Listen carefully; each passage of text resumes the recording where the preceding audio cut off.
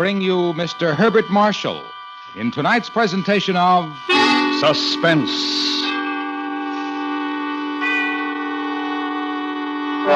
Tonight presents a story based on fact and written by a master of suspense.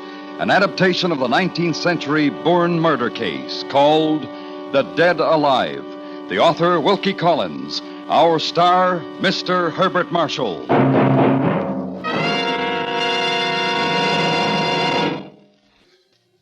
And now presents The Dead Alive, starring Mr. Herbert Marshall, hoping once again to keep you in suspense.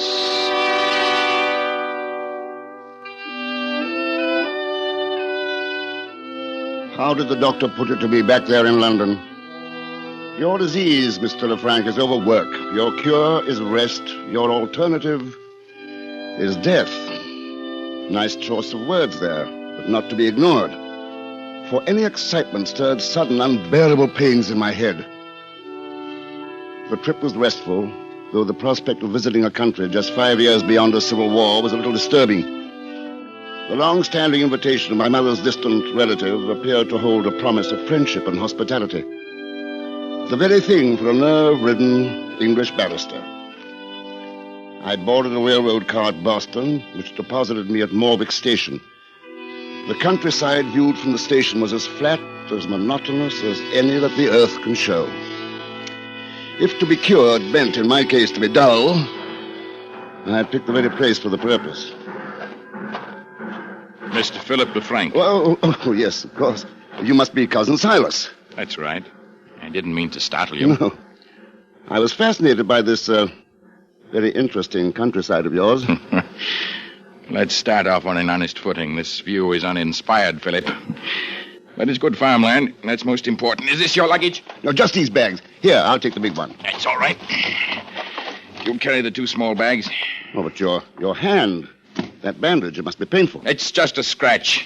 He couldn't hurt me. The carriage is this way. Our ride to Meadowcroft Farm passed, for the most part, in silence.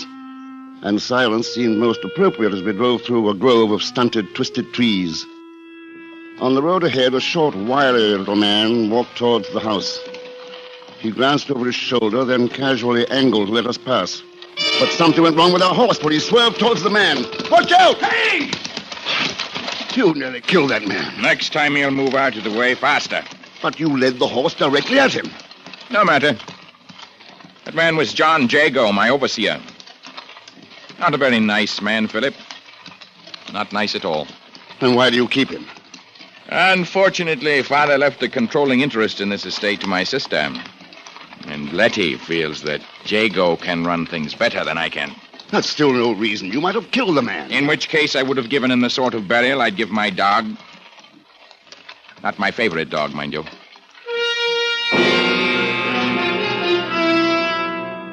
A gray house, like a huge toad, squatted massively at the end of the road.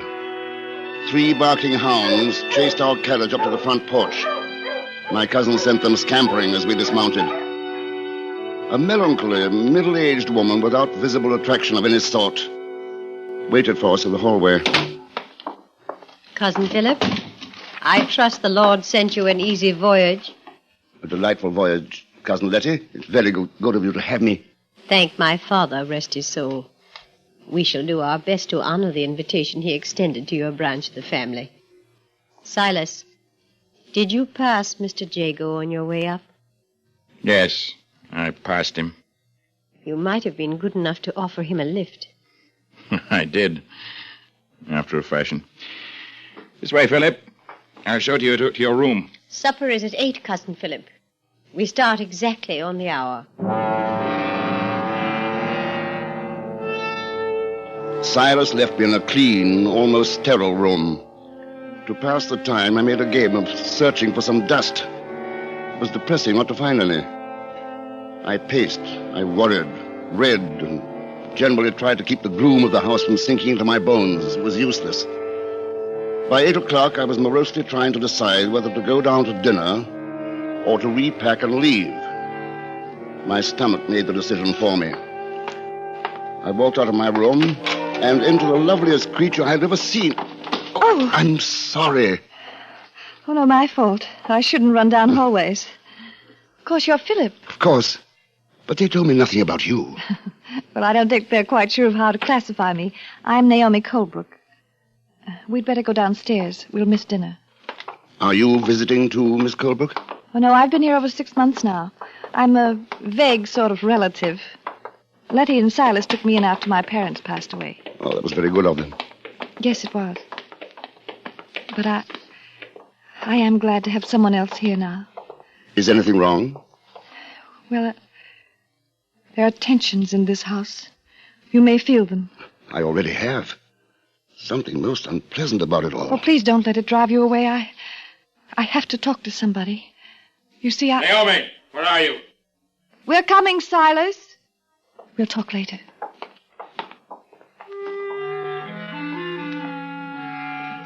Dinner started off as a quiet affair. Naomi, Silas, Letty, and myself were there, of course. The fifth person was John Jago, the fellow we'd almost run down. He acknowledged the introduction to me, then lapsed into silence. The only time I saw any animation on his face was when he glanced at Naomi. Silas noticed it, too. You find Miss Naomi's face interesting, Mr. Jago. I beg your pardon. Silas, please, don't start in again. It's offensive for the help to be staring at you like that. Your imagination is being overworked again, Silas. Dear Letty, you're so fond of Mr. Jago. Isn't there one small pang of jealousy at his interest in Naomi? Silas. I'm sorry, Miss Letty. When your brother is in one of these moods, it's best that I retire. Good night. Good riddance. There was no need for that, Silas. You're too even-tempered, Naomi.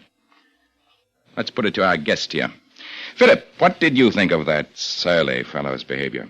Why, I don't know. As to looking at Miss Naomi's face, it constantly attracts my own gaze. Oh. Does it? Yes. Does that make it necessary for me to leave the table? Let's both go for a walk, Philip. I've had enough of this for one evening. But, Naomi... Let her be. Go, Cousin Philip. I wish to talk to my brother alone.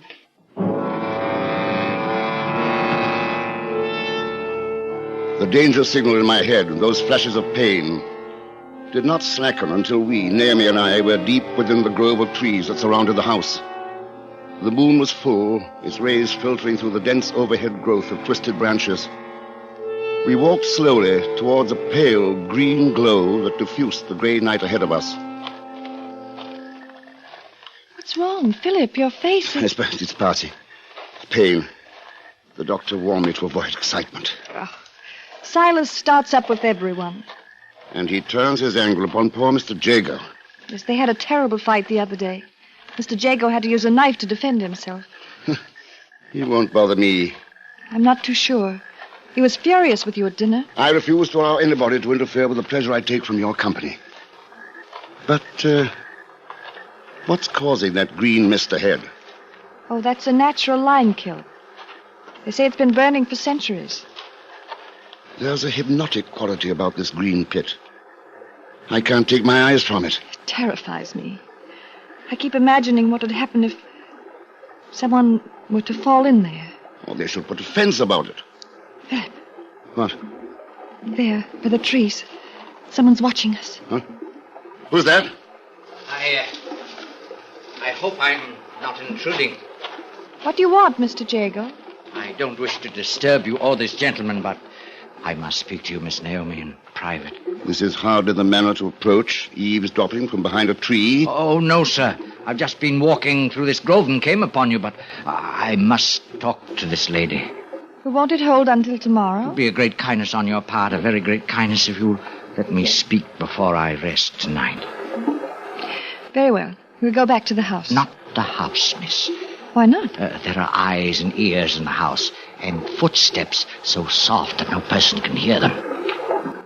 Then we'll speak here, where we can see all about us. Sir, if you don't mind. I don't want to leave you here, Naomi. Oh, I'll be quite all right, Philip. Mr. Jago will see me back to the house. You know best. Good night, then. Good night, and thank you.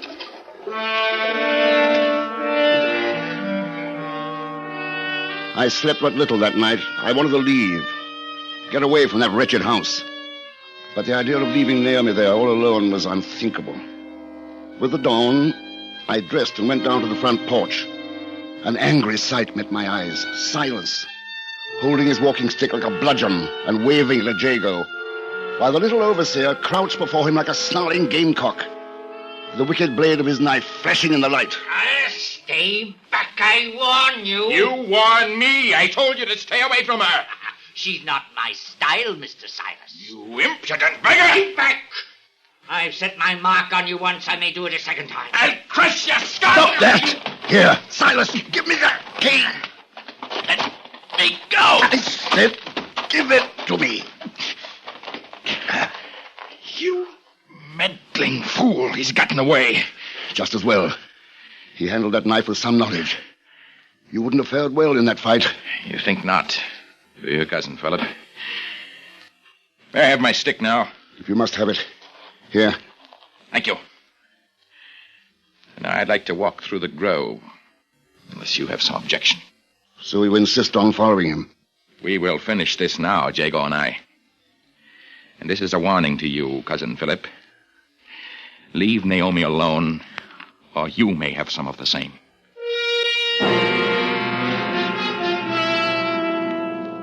Neither of them had returned to the house by late afternoon. Naomi stayed in her room all day. Cousin Letty sat in her rocking chair and knitted, her eyes never leaving the front door as she waited fearfully. The ugly premonition of violent death hung about the rooms. Finally, approaching footsteps, and we watched to see who would enter.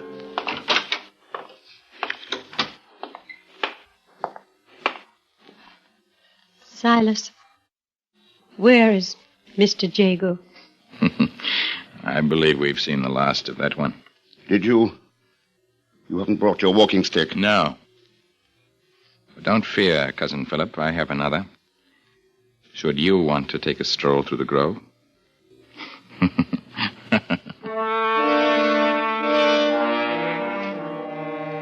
Much later that night, I sat in my room, fully dressed, trying to read. The wildest thoughts were skipping frantically through my mind. Was my cousin Silas a murderer? He had all but admitted it. And yet, someone was walking through the hall. A light, almost stealthy footstep. I opened my door as a wide-robed, ghost-like figure descended the stairway. It was Letty, her body rigid, staring blindly before her. It is dangerous to rouse a sleepwalker, so I followed. Out of the house, through the grove of trees, to the mouth of the lime kiln. She stood there, trembling in the green light. As she took one further step towards the kiln, I reached out and grabbed her shoulders. What? It's me. It's Philip. Letty, do you understand? Yes, Philip. Yes. He's there. Mr. Jago is there in the kiln. How do you know? He called to me. His voice, it came from there. That was a dream, Letty. You walked in your sleep. No dream. He's in there, I tell you. There's nothing we can do. Nobody could climb down into that pit to see. Over there, by the tree. A long pole with a mesh iron net. You'll see. Mr. Jago is in there. He told me so. And in the black of that night, I set about the macabre task of fishing the kill. Within the hour, I had brought up a partially burned walking stick, Jago's knife, and a small heap of charred bones.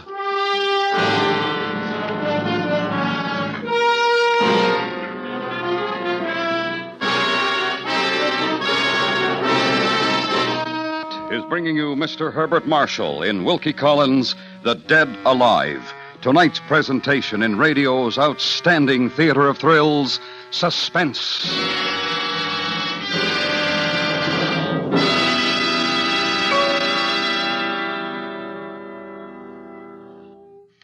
And now, brings back to our Hollywood soundstage Mr. Herbert Marshall in Elliot Lewis's production of The Dead Alive, a tale well calculated to keep you in suspense.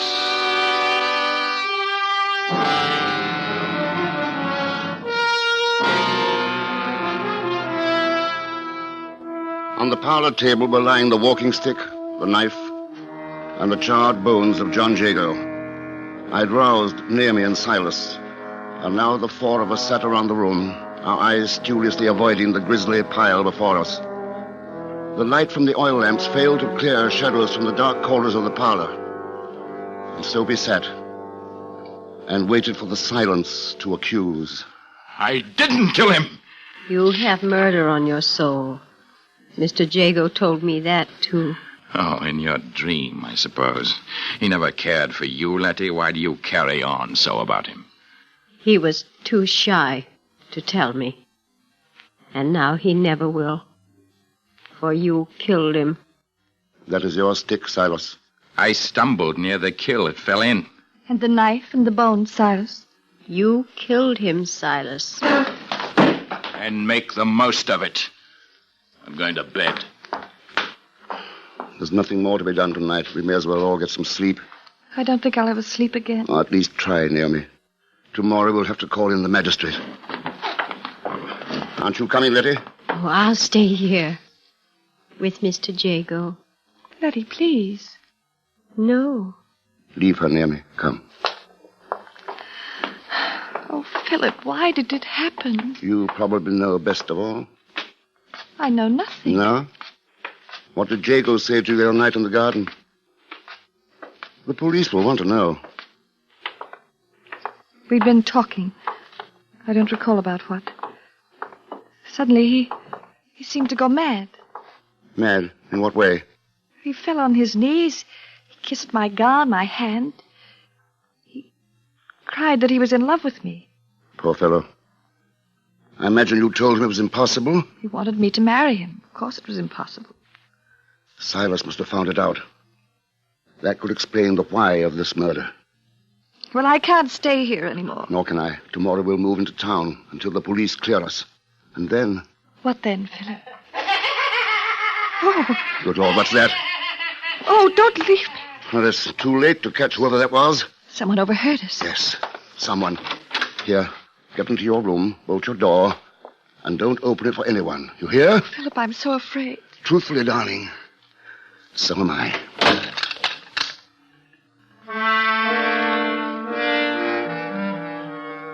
If ever a house was accursed, this was it. With madness or worse, mocking from every crevice and corner. In my room, I locked the door and went to bed. Sleep did not come easily, but it came. I must have just dropped off when some inner sense warned me of a presence in the room. Something was gliding quietly towards the bed. I half opened my eyes and caught the dark shadow of movement and the momentary flash of metal. I rolled out of bed as a knife slashed into the mattress where I'd been lying. My assailant followed me, slashing, hacking at the pillow, the chair that I held before me. I tried to get out of the door. It was still bolted. I slit the bolt, and the shadow rushed, driving me back. In terror, I threw a lamp and hit someone. It was suddenly over. The knife wielder had gone.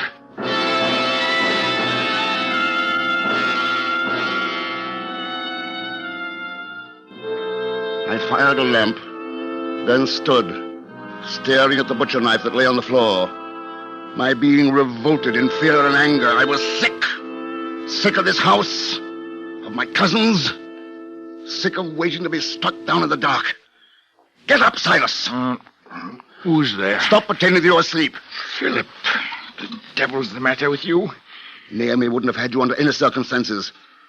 What did you hope to gain by killing me? Killing you. If I wanted to kill you, cousin, I would face up to you like a man, not strike in the dark. Who else in this house would do a thing like that? What of Letty? Letty. It couldn't have been a woman. Don't underestimate our New England women, Philip. They're strong as oxen. You'd better come along with me while I question her. You don't trust me? Exactly.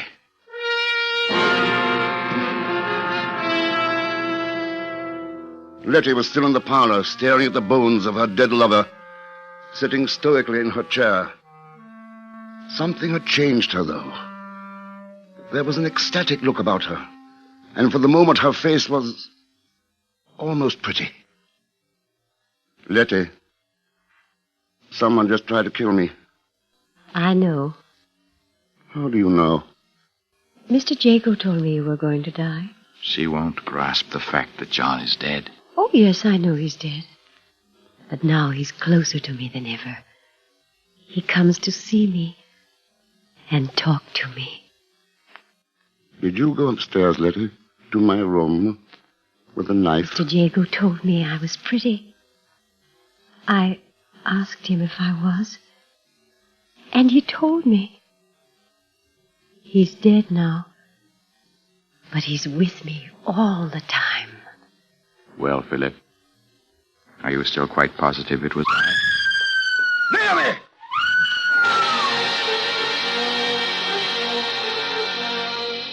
I ran up the stairs, Silas at my heels. A nagging, insane thought kept tugging at my brain. Letty, Silas, and myself, we'd been together in the parlor. Then who was it? What was it? What horror was attacking Naomi in her room? Naomi, open this door! It's me! Naomi! Philip! Naomi, are you all right? Stand back! I'm going to break it open!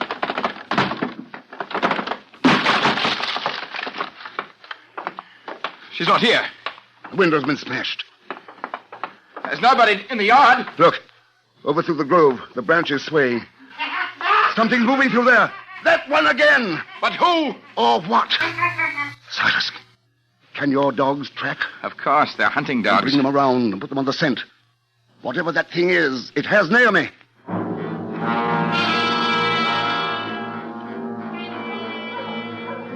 The dogs picked up the scent and ran, baying into the tree grove. Silas and I, lanterns spraying yellow light through the darkness, followed. Somewhere ahead, there was something. Man or monster, without a mind. Suddenly, at the lime kiln, the dogs stopped howling. We saw Naomi, lying by the edge of the pit. I knelt beside her, feeling the life beat feebly through her pulse. And then, another feeling. The air parting behind me, as something crept towards my back. Something poised to push me into the kiln. I turned sharply, and a shadow flowed backwards, crossing to the opposite side of the pit. The green glow stippled around the form of a man. John Jago. Alive. Yes, very much so. Though it would have been nice to have Mr. Silas hanged for my murder. Your plans for me were very much more direct. I would kill for Miss Naomi, not just talk like Mr. Silas. You think she'd ever look to you? Someday, Mr. Silas, with you and your cousin dead. Oh, my, yes. And I would return, feigning loss of memory. It can't work out now, John. You best come along with us. Oh, take me, sirs. Come over here. I'll be glad to. Wait, Silas. He's too close to the pit. A slip and we'd all be in. Try, please. I'm a match for you both. Mr. Jago, I hear you. I'm coming, Mr. Jago. No. Stay back, Letty. I have no use for you anymore. You said I was pretty, Mr. Jago. You said that to me. Letty, don't go near him. Keep away, you stupid, ugly woman. No. You didn't say things like that in the lime kiln. In the kiln. Letty! Keep back. Keep back. Mr. Jago! Letty! They're both gone. Poor devils.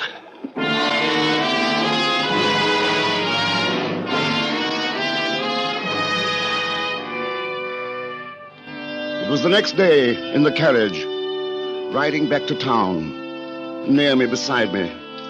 The sight of her lovely face driving away ugly thoughts of the night before. Is it all behind us now, Philip? All that hatred? It's finished, my darling. There's just you and I and our future together. A peaceful future. We'll have to watch your nerves. Nerves? Oh, my Lord. In the excitement, I forgot all about it. But the excitement might have killed you. Killed! It cured me.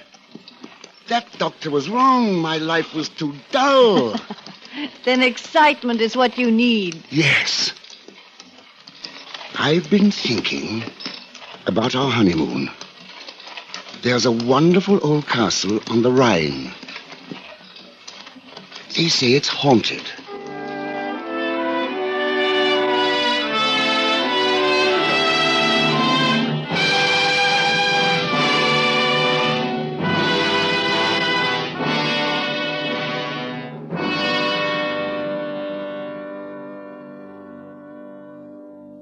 Suspense. Tonight's star, Mr. Herbert Marshall. Next week, Suspense. Suspense is produced and directed by Elliot Lewis, with music composed by Lucian Morowick and conducted by Lud Gluskin. The Dead Alive was adapted for Suspense by Sam Rolfe from the story by Wilkie Collins. In tonight's story, Mary Jane Croft is heard as Naomi, Lamont Johnson as Silas, Jeanette Nolan as Letty, and Joseph Kearns as Mr. Jago. This is the CBS Radio Network.